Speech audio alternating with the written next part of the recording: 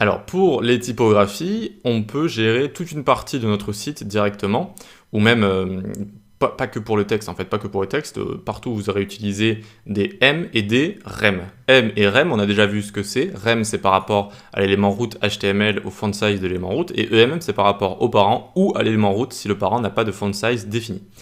Donc ici, par exemple, imaginons, on a une div avec la classe...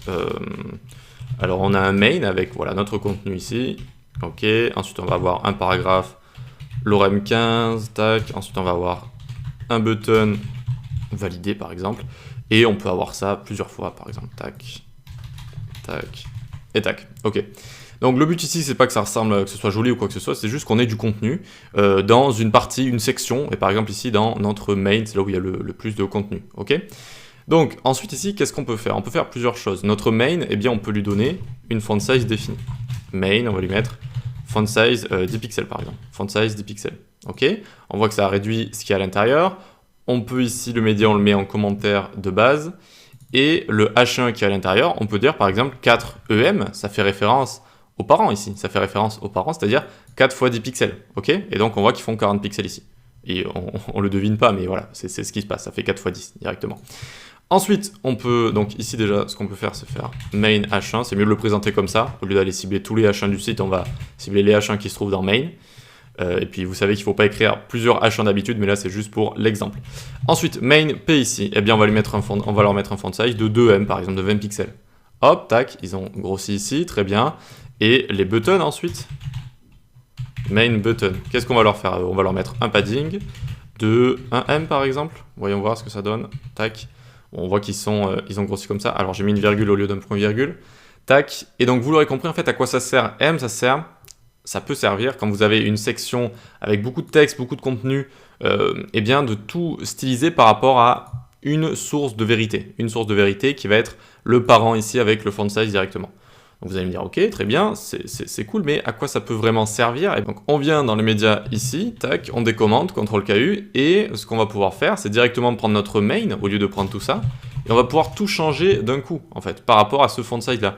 Si je mets font size 9 pixels, ça va tout réduire, regardez. Alors, ça va pas forcément se voir ici, on va faire un F12 directement pour voir quand est-ce que on a notre 800, il est ici. Hop, donc on voit qu'un pixel, ça change pas des masses en fait. Mais si on met par exemple 7 pixels, ce sera plus explicite. Ok, donc hop, vous voyez que, tac, ça change tout d'un coup en fait, ça change tout d'un coup. Alors cette technique, elle est à utiliser avec précaution parce que c'est vraiment tout votre design qui va changer d'un coup, hein, tout votre design qui va changer d'un coup. Mais ça peut être utile si vous avez envie de regrouper vraiment des endroits de votre site qui ont beaucoup de contenu. Vous les regroupez dans un parent, que vous allez lui mettre un font size, et ensuite tout va être relatif à ce parent avec M comme ça. Et vous voyez que tout change d'un coup au lieu de venir dans les médias query et dire ok, maintenant je vais changer main button, main P, main H1 et tutti quanti s'il y a beaucoup de choses. D'accord? Donc ça permet de tout changer d'un coup. Qu'est-ce qui permet également de tout changer d'un coup? Vous l'aurez peut-être deviné, c'est directement, alors je vois qu'on a deux bodies ici, on peut enlever le body qu'il y a là, d'aller dans le HTML et de faire le font size de base, il est de 16 pixels. Et ensuite, au lieu d'utiliser des EM ici, on utilise des rem. Rem, tac. Ce qui va faire une référence directe à notre HTML juste ici. Et là, on peut mettre 10 pixels. Hop, et donc ça nous fait comme tout à l'heure. Le main ici, eh bien, on peut enlever le font size, hein, ça sert plus à rien maintenant, vu que tout fait référence à mon élément HTML root de base qui est juste ici. Voilà. Très bien, et donc qu'est-ce qu'il suffit de faire? Eh bien, on peut le changer également, on peut le changer ici. HTML, font size 7 pixels, et ça fait exactement la même chose. Tac, et tac, tac, et tac. Voilà. On a également, je vous avais montré la technique du 62,5% pour que ce soit bien accessible.